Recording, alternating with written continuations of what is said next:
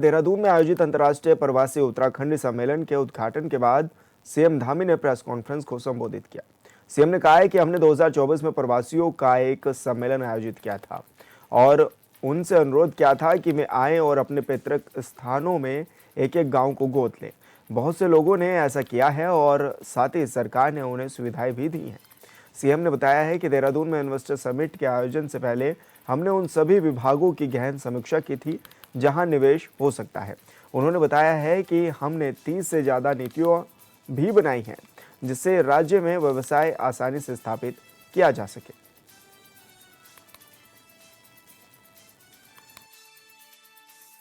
के विभिन्न देशों में रहते हैं और उन्होंने अपना एक बहुत बड़ा मुकाम हासिल किया है, अपना स्थान बनाया है, अपनी पहचान बनाई है। अनेक अनुभव उन्होंने प्राप्त किए हैं। उनके अनुभवों का लाभ उनके पैतृक स्थानों को मिलेगा, उनके पैतृक राज्य को मिलेगा। हमने उनके अंदर एक भाव देखा है, अपनी संस्कृति के प्रति, अपनी मिट्टी के प्रति एक उनका जुड़ाव है। और हमने पिछले नवंबर माह में 2024 में देश के अंदर रहने वाले जितने प्रवासी हैं जो विभिन्न राज्यों में निवासरत हैं, उन सबका भी सम्मेलन किया था और बड़ी संख्या में देश के अंदर रहने वाले प्रवासियों ने भी उसमें भाग लिया था। और अरे पहले पूरी बात तो कर लेने दो भाई, बीच में बोलते हो।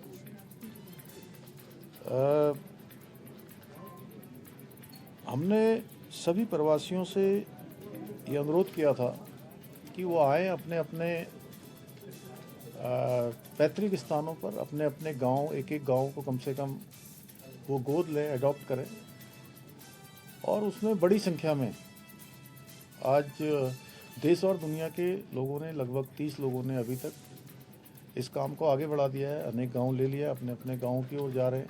सरकार की ओर से जो भी उनको सहयोग चाहिए उसमें सरकार करने के लिए तैयार है। हम चाहते हैं कि हमारे प्रवासी भाई बहन भी वो हमारे राज्य के ब्रांड एम्बेसडर बनकर दुनिया के देशों में काम करें। और आज उनको खुशी हो रही है। अभी मैं काफ़ी लोगों से, चूँकि उद्घाटन सत्र अभी समाप्त हुआ है, उसके बाद अन्य सत्रों में भी उनका यहाँ पर चिंतन होना है, मंथन होना है, कई सारी चर्चाएं होनी है।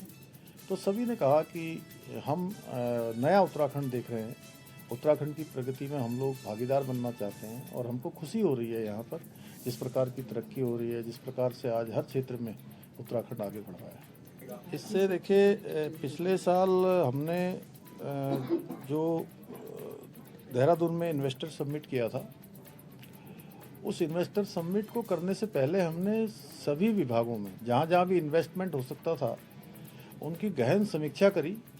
और समीक्षा ही नहीं करी, जो लोग राज्य के अंदर जिनके उद्योग चलते हैं या जो उद्योग के क्षेत्र में काम करते हैं, व्यापार के क्षेत्र में काम करते हैं, उनके साथ हमने एक बड़ा गहन मंथन पूरे दिन भर का किया था।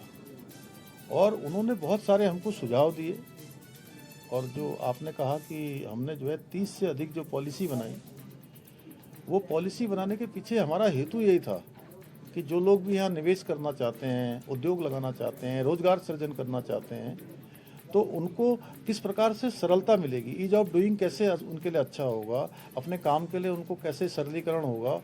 और जिन नीतियों को हमने बदलना था या उन नीतियों को शिथिल करना था या नई नीतियाँ बनानी थी, उसमें एमएसएमई पॉलिसी है, हमारी टूरिज्म की पॉलिसी है, इंडस्ट्री की पॉलिसी है, उसमें ऑटोमोबाइल की पॉलिसी है, अनेक पॉलिसियाँ हमने उसमें बनाई।